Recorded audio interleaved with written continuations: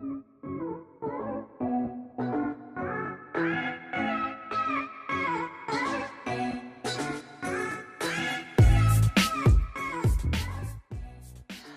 everyone, it's Liz from Media Dev. Today I'm going to be talking about social selling as a sneak preview to the webinar we're going to be hosting on February 28th at 11 a.m. CET.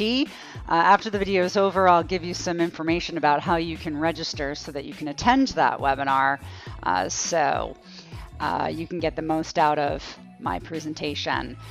Today, just a very quick few tips on do's and don'ts about running a LinkedIn profile for social selling. I think one of the big mistakes I see when people are using LinkedIn for the purpose of social selling is that they try to be too salesy too quickly. You have to keep in mind that because of the way LinkedIn is constructed, it's really a place for people to connect and network at the same level. And as soon as you start to get really too salesy about it, I think it's a turnoff for people. They want to have a two-way street in terms of a social conversation. So there has to be some social listening that's put into the equation in order for you to have legitimacy in your social selling outreach. So one of the things that you don't want to do, you don't want to add too many contacts too quickly that are really out of your immediate network. You should probably know the first people that you're adding as a connection if you're creating a dedicated account for social selling. What'll happen if you don't do that is that LinkedIn will block your account at some point. And of course, the interest for them is that you upgrade to Sales Navigator or Premium account, but they may block it anyway without even giving you that chance if you don't respect the terms and conditions that LinkedIn have in place for using their platform. When you are starting to add a lot of contacts, obviously the more contacts you have, the more contacts you're going to get. I know that for myself, I often get requests to connect. And if I see that that person has contacts in common with me, I'm much more likely to add them as a contact than if they appear kind of out of the blue. So that obviously is an important thing to keep in mind. So one tip that you can do is that once you've connected with somebody, you can have a look at their contacts and you may be able to find some other prospects that are relevant for you amongst the shared contacts of that person.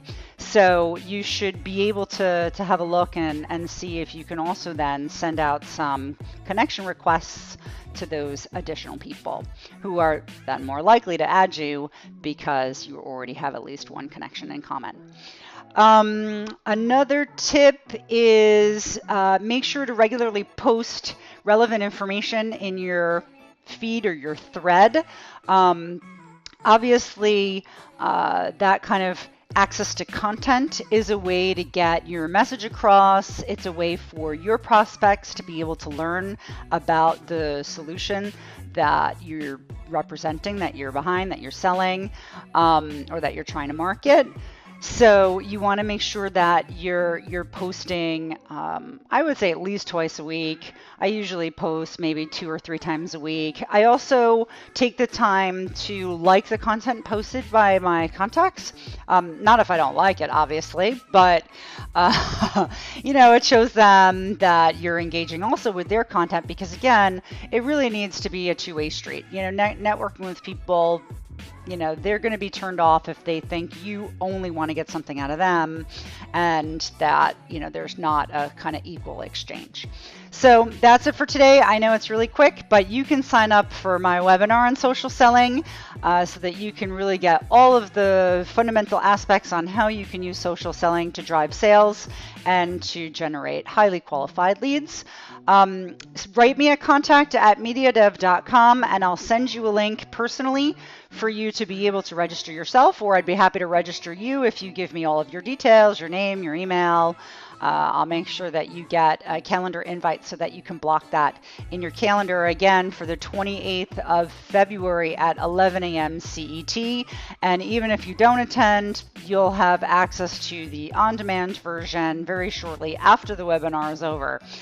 You can also get more resources on social selling at www.mediadev.com in our resource library. So some articles there that can help you as well get started and to give you some more understanding about why social selling is important.